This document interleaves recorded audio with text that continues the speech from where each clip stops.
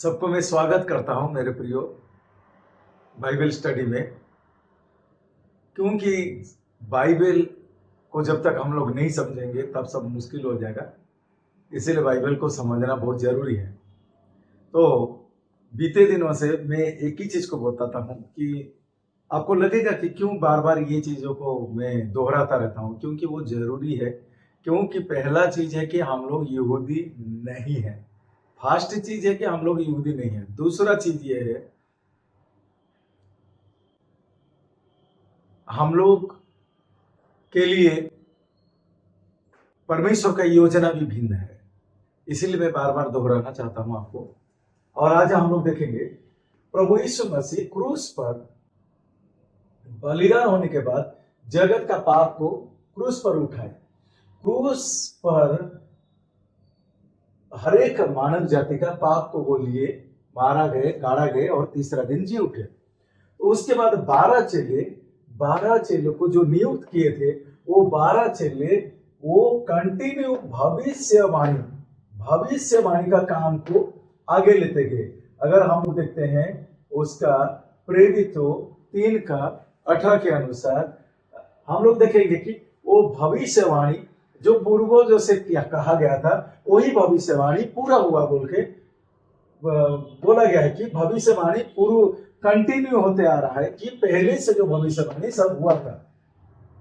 तो 12 चेले वो भविष्यवाणी के जो पहले से हुआ था उसी के अनुसार वो चल रहे थे और वो स्वर्ग राज्य के प्रचार कर रहे थे। मन फिराओ, स्वर्ग राज्य सन्निकट है, इस बातों के ऊपर वो प्रचार कर रहे थे। और उसके बाद उनके लिए जो नियम था, केवल यहूदी के बीच में वो लोग सेविकाई किए। और हम लोग देखते हैं कि वो यहूदी लोगों के बीच में सेविकाई करके, और हम लोग ये भी देखते हैं प्रेरितों 2 अध्याय के अनुसार पेंटिकोस्ट डे, पवित्र आत्मा जिस दिन उतरा, पेंटिकोस्ट डे, उसी बातों को भी हम लोग ध्यान देते हैं कि वहां पर सब यहूदी लोग इकट्ठे हुए थे। उसके बाद हम लोग देखते हैं वहां पर जो कलेसिया शुरू हुआ वो यहूदी कलेसिया था, ज्यूस सर था, यहूदी कलेसिया। और वो आर्थली सेविकाई, प्रभु यीशु मसीह का आर्थली सेविकाई है, धरती का सेविकाई है। पर उन्होंने अनुग्रह का बात कि क्रूस के कारण धारे का ऊपर अनुग्रह है, अनुग्रह का बात नहीं, वो लोग को व्यवस्था के बातों को वो पूरा कर रहे थे। पर प्रेरितों 9 अध्याय में पौलुस से परमेश्वर का योजना चालू हो जाता है। प्रभु यीशु दमिश्क मार्ग में पौलुस से बात करते हैं और उसे रहस्य दिया जाता है, मिस्ट्री, रहस्य, मिस्ट्री। तो ये भविष्यवाणी अलग है, ये मिस्ट्री अलग है।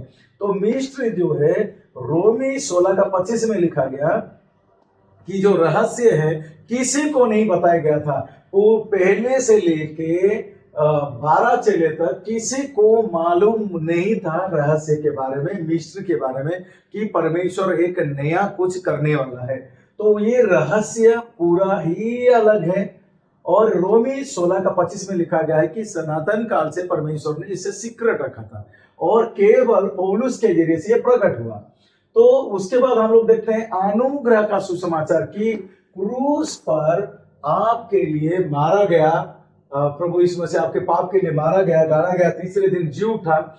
और आपको अनुग्रह हुआ है कि जो कोई विश्वास करेगा वो नई सृष्टि हो जाएगा। किस में नई सृष्टि हो जाएगा? पहला मनुष्य पाप के कारण जो उसका अंदरूनी हिस्सा मरा था, आत्मिकता मर गया था, वो आत्मिकता फिर से जिंदा हो जाता है। तो इंपॉर्टेंट चीज है कि स्वर्गीय चीज अर्थात आत्मिक चीज हमारा जिंदा हो जाता है। यही चीज को पौलुस बता रहा है कि आप अभी नई सृष्टि हो गए हैं। अनुग्रह का सुसमाचार प्रेरितों 20:24 में परमेश्वर ने उसे अनुग्रह का सुसमाचार देके भेजा अन्य जाति के लिए, जेंटाइल्स के लिए, अन्य जाति। तो हम लोग अन्य जाति है, हमारे लिए अनुग्रह का सुसमाचार है, हमारे लिए रहस्य है, हमारे लिए भविष्यवाणी नहीं है, हमारे लिए ये चीज को समझ 12 चेले हमारे लिए नहीं है। इसी कारण से हम लोग पौलुस को भेजा गया अन्य जाति के पास, इसको समझना जरूरत है। तो जिसके कारण हम लोग देखता है तो पौलुस ने यहाँ पर ये लोग यहूदी कलीसिया को किए जीवचक, पर वो मसीह का देह को किया। पहला कुरिन्थी 12:27 के अनुसार बॉडी ऑफ क्राइस्ट, हम सब मसीह का देह है, मसीह का देह है, तो बॉडी ऑफ क्राइस्ट। और ये स्वर्गीय, स्वर्ग से प्रभु यीशु मसीह ने पौलुस को स्वर्गीय योजना दिया, और ये स्वर्गीय योजना के तहत हम लोग सब आते हैं, और उसमें से अंदर का चीज को बहुत ही महत्व दिया गया है। जो पहला आदम के अनाज्ञाकारिता से जो अंदर का स्वर्गीय अंश, परमेश्वर का स्वरूप समानता खत्म हो गया था, मर गया था, वही अंश के बारे में पौलुस प्रकट कर रहा है कि अभी क्रूस के बलिदान के कारण जो स्वर्गीय अंश था, जो आत्मिकता था, वो जो मर गया था, वो फिर नई सृष्टि हो जाता है। तो इसी कारण हम सबों को समझने की जरूरत है कि हम लोग अन्य जाति हैं, हम लोग यहूदी नहीं है, इसको क्लियर हो जाइए। ये सारा चीज आपको बहुत परेशान करेगा, उलझन में डालेगा। इसलिए मेरा बाकी जो वीडियो है आप जरूर YouTube में देखिए, मेरा प्रीवियस वीडियो सब, और आपका कंफ्यूजन सब दूर हो जाएगा। मैं इसको इसलिए मैं बताना चाहता हूं क्योंकि हमें ये बाहरी हिस्सा, अर्थात हम लोग प्रभु यीशु मसीह का जो धरती का सेविकाई और 12 चेलों का जो धरती का सेविकाई, यहूदी सेविकाई को फॉलो कर रहे हैं। और कब से फॉलो कर रहे हैं? प्रभु यीशु मसीह धरती पे जब आए थे तो 2000 साल पहले आए थे, 2026 पहले आए थे, तो 2000 साल अगर लग गया है, 2000 साल से हम लोगों को यही पैटर्न में सिखाया गया है, हम लोगों को यही पैटर्न में समझाया गया है कि भविष्यवाणी, मन फिराओ स्वर्ग राज्य सन्निकट है, जो यहूदी लोगों के लिए था वो समझाया गया, वो हमारे लिए है। पेंटिकोस्ट डे हमारे लिए है, और यहूदी लोगों का कलीसिया का सिस्टम हमारे लिए है, जबकि ये प्रभु यीशु मसीह का धरती का सेविकाई है। और धरती का सेविकाई में अगर हम लोग देखेंगे, मत्ती 15 अध्याय में प्रभु यीशु मसीह अन्य जाति से बात भी नहीं कर रहे थे। अगर मत्ती 5 अध्याय में देखेंगे तो प्रभु यीशु मसीह कहते हैं कि देखो, मैं व्यवस्था को पूरा करने आया हूं। तो वो पहले से जो भविष्यवक्ताओं ने जो बातों को कहा था, वही बातों को वो पूरा करने आए थे, वो अन्य जाति के लिए नहीं आए थे।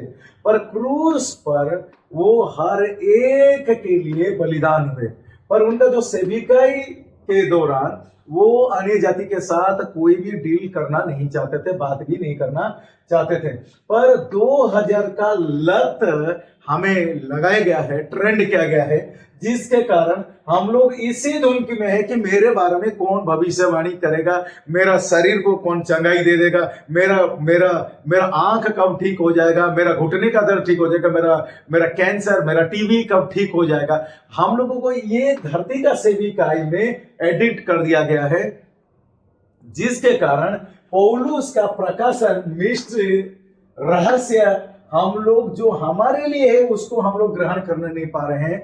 हम लोग अभी भी यही शारीरिक अभिलाषा के चक्कर में कहां जाएंगे, कौन मेरा घर का परिस्थिति को ठीक कर देगा। मेरे प्रियो, क्रूस को छोड़कर, क्रूस का बलिदान को छोड़कर, और जो शिक्षा पौलुस के जरिए से आता है, 12 जन का नहीं, 12 जन तो वो शिक्षा को कंटिन्यू किए, वो यहूदी लोगों के लिए थे, पर पौलुस के जरिए से अगर हम अन्य जाति है तो हमें पौलुस के जरिए से जो क्रूस का शिक्षा पौलुस के जरिए से आता है, उसमें से ही समाधान हो सकता है, फाइनल हो सकता है। क्योंकि हमें भविष्यवाणी नहीं, रहस्य दिया गया, मिस्ट्री, रहस्य, भेद दिया गया, और उसके बाद अनुग्रह दिया गया। इसको आपको समझने की जरूरत है। व्यवस्था अलग है, अनुग्रह अलग है। व्यवस्था से कोई धर्मी नहीं ठहरता, पर अनुग्रह का मतलब कि प्रभु यीशु ने क्रूस पर सब कुछ कर दिया है, हमें केवल क्या करना है? विश्वास करना है। ये है अनुग्रह, क्योंकि व्यवस्था से कोई धर्मी नहीं ठहरेगा। तो यहाँ पर ये जो कॉन्सेप्ट 2000 साल हो गया, वो हमारे पूर्वजों ने इस कॉन्सेप्ट को लेके क्या हुआ, अभी तक सच्चाई से वो दूर होते थे। ये सत्य है, पर ये सत्य यहूदी लोगों के लिए सत्य है, और ये लोग धरती का सेविका का अंश है, और ये लोग जो दूसरा आगमन का सहभागी होंगे, सेकंड कमिंग। पर पौलुस का जो सेविका है, मसीह देह, बॉडी ऑफ क्राइस्ट, जो मसीह का देह है, उनके लिए रैप्चर है, ये स्वर्गीय सेविका है, ये स्वर्ग उठाया जाएगा। इसको आपको समझने का जरूरत है। पर मेरे बातों से आप बहुत सारा चीज को बोलेंगे कि इसे कैसे हो सकता है, क्यों ऐसे आप समझ नहीं पा रहे हो, क्यों समझ नहीं पा रहे हो? क्योंकि आपको इसकी लत लग चुका है।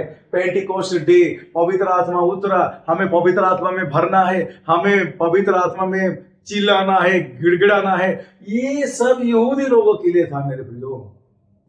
हम अन्य जाति है, हमें ग्रेस मिला है, हम लोग को अनुग्रह मिला है, इसको आपको समझने का जरूरत है।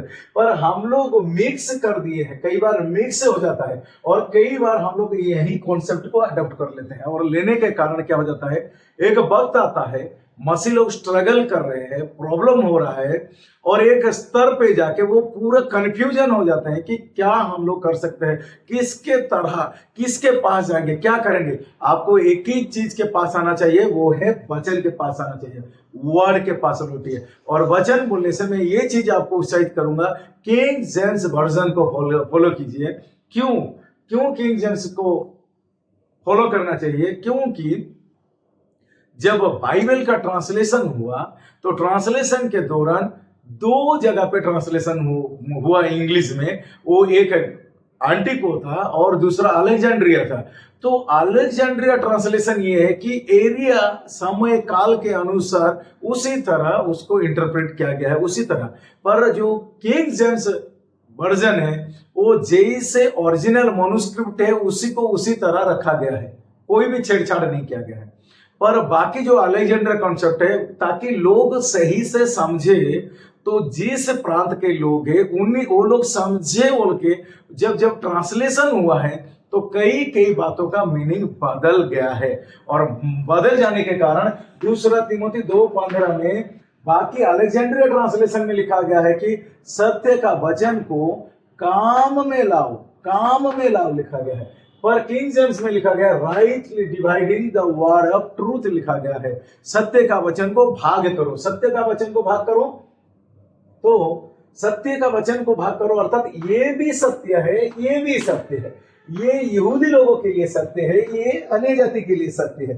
तो सत्य से सत्य को भाग करो, तो इसको हम लोगों को समझने का जरूरत है। पर हम लोगों को ये चस्का लगा दिया गया है, और जिसके कारण हम लोगों को उसका नशा हो गया है, और हम लोगों को छोड़ने नहीं पा रहे हैं, और जिसके कारण 2000 साल हो गया है, हम लोग ये चीज को समझने नहीं पा रहे हैं कि हमारा ध्यान केंद्रित नहीं हो पा रहा है। पर मेरा विश्वास है कि प्रभु आपके जीवन में कुछ कर रहा है, ताकि आप ये बातों को अगर सरलता से समझ लेंगे, तो कुलुसी 1:27 के अनुसार मसीह जो महिमा की आशा है वो तुम में वास करता है। तो यीशु को आप बाहर नहीं, खुद का अंदर पाओगे, क्योंकि अंदर नई सृष्टि हो चुका है। मेरे प्रियो, ये चीज को आपको समझना जरूरत है। अगर समय रहते आप नहीं समझेंगे, तो फिर एक वक्त आएगा, एक समय आएगा, आप उलझ जाएंगे, पूरा ही उलझ जाएंगे। और उलझने के बाद आपके पास दो चीज रहेगा, या तो आप जिस वातावरण में हो उसमें आप उसी को समझौता करके चलोगे, या तो फिर आप बैकस्लाइड हो जाओगे। उससे पहले ही आप वचन की ओर लौटो, वचन की ओर लौटो। जिस तरह आप पढ़ाई कर रहे थे कॉलेज में, स्कूल में, जहां पर पढ़ाई करते हैं, जो किताब है, किताब के अनुसार आपको चलना पड़ता था। एग्जैक्ट आप वचन की ओर लौटिए। अगर आप किताब के अनुसार नहीं चलेंगे, तो आप परीक्षा में फेल होने वाले हैं। उसी तरह वचन को जब तक आप क्लैरिटी से नहीं समझेंगे, तब आप फंस जाएंगे। इसीलिए प्रभु यीशु मसीह का जो धरती का सेविका था, 12 चेले उसको कंटिन्यू किए, पर 12 चेले को विरोध किया गया, और उसके बाद हम लोग देखते हैं विरोध के कारण ये सेविका स्टॉप हो गया। उसके बाद अनुग्रह का शुरू हुआ पौलुस के जरिए से। इसीलिए आप जो रोमी से फिलमोन तक जो पुस्तक है, वो भविष्यवाणी का पुस्तक नहीं है, वो मिस्ट्री का पुस्तक है, वो रहस्य का पुस्तक है। तो मेरे प्रियो, उसको छोड़ रेस्ट ऑफ बाइबल जो है वो भविष्यवाणी का पुस्तक है। तो इसलिए भविष्यवाणी को भविष्यवाणी जगह में रहने दो और मिस्ट्री रहस्य को रहस्य जगह में जो है उसको अपनाओ, क्योंकि आप अन्य जाति हो, आप यहूदी नहीं हो, आप खतना नहीं किया है, आप इजरायली नहीं हो, इसको समझो। जब तक इसको आप नहीं समझोगे मेरे प्रियो, आपको लगेगा कि मैं आप समझने नहीं पाएंगे बातों को। पर मैं आपको उत्साहित करता हूँ, उसका अनुग्रह पर्याप्त है और उसमें ही स्थिरता है। मसीह जो महिमा की आशा है वो हम में रहता है।